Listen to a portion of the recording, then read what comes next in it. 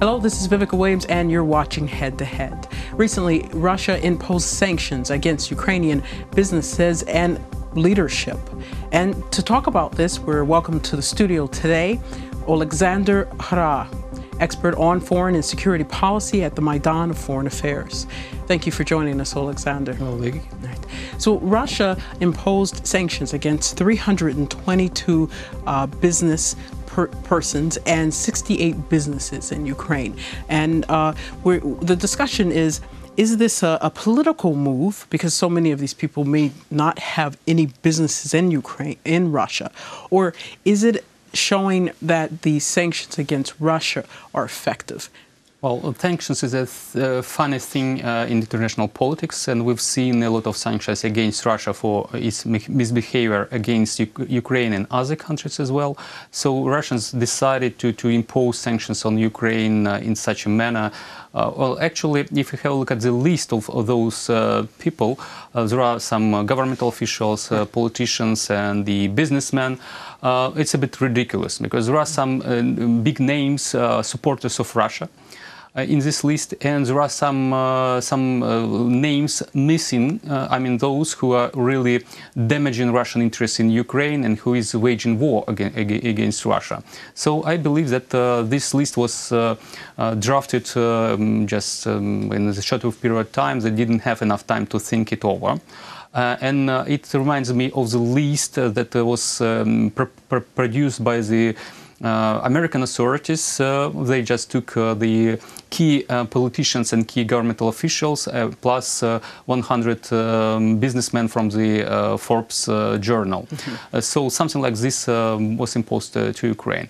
And I see no connection between a lot of those names, and especially business people who are providing Russian with some resources, media resources and other, or connected to the businesses that is of high interest for the Russians. So I see no, let's say, logic in a lot of things that has been stated in this law. And recently, Poroshenko even said that this was, in a sense, an award. And let's have a listen to what he had to say. I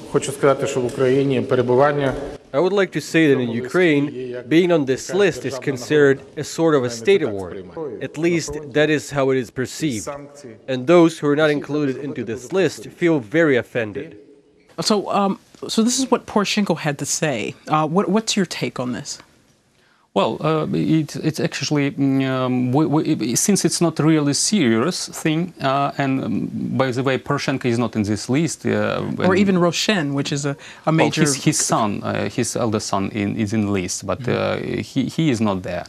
So that's why just it's a bit funny, actually. And I don't believe that a lot of people who are listed there has their businesses in Russia and their money in Russia. That's why it's not that painful for them. And certainly Ukrainians are not keeping their money, their savings in Russian rubles. That's why it's impossible for Russians to impose any sanctions and freeze any assets in ruble area. And also they said, if I can quote here, the goal is to counter Ukraine's unfriendly activities towards Russian citizens and entities and to normalize bilateral relations. Well, I don't think that it would help to normalize, as they say, bilateral relations. I would say that if they leave Crimea and Donbas, it would bring us to the peace. And then it will bring us to concluding a peaceful agreement between Ukraine and Russia. And then I don't believe that we will have friendly relations in generation. Sincerely, it's impossible to do, since we have more than 10,000 killed by Russians in Donbas. Right. And certainly there are a lot of lives ruined by this war, and a lot of damage caused by to our citizens, to our companies, and certainly to Ukrainian state. That's why I don't consider this pre-context or these words, the motivation of Mr. Putin, sincere. It's just official wording just to cover up his aggression against Ukraine.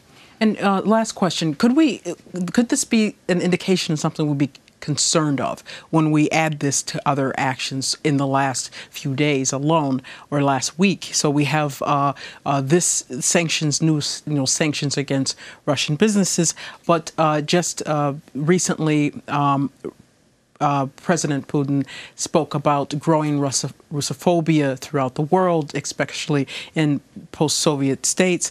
And then we had not too long ago an OSCE drone that was shot down over Donbas occupied territories.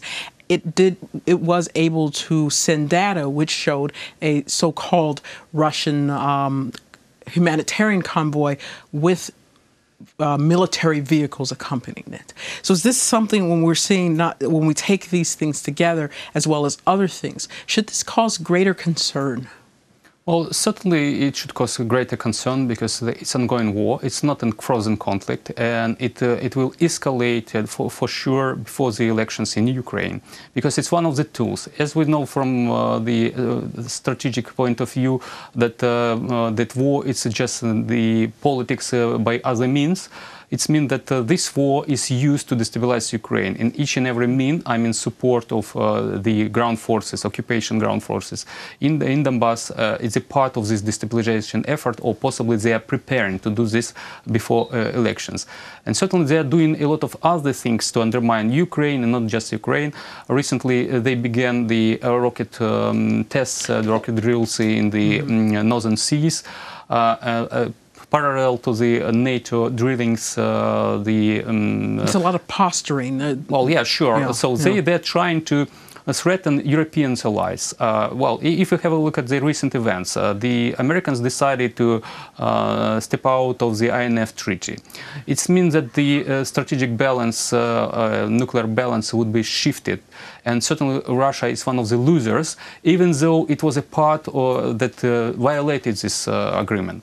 So for the Americans, it's important to keep this agreement only if the Chinese would join it.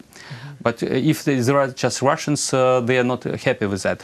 And all those missiles that are violating this INF Treaty are aimed at the American allies in Europe. So that's why Russia is blackmailing Europeans by these drills, military drills, then cyber attacks, then operations like poisoning Mr. Skripal and his daughter, by other actions hostile to the democratic states and influencing their elections and so on and so on. So he is threatening them to get what he wants. And he wants a sphere of influence in Europe, first and foremost Ukraine, and then acceptance of great power status of the Russian Federation, which is not acceptable neither for the European Union nor the Americans. And actually they don't have resources. I mean, the Russians don't have resources they do not deserve the status because of their weaknesses of economy, in military and other spheres as well. Well, thank you very much for giving us a bit more insight into these recent sanctions against Russia. Thank you, Oleksandr. That was Oleksandr Khara, expert on foreign and security policy at the Maidan of Foreign Affairs. Thank you for watching, and stay tuned with UATV for more.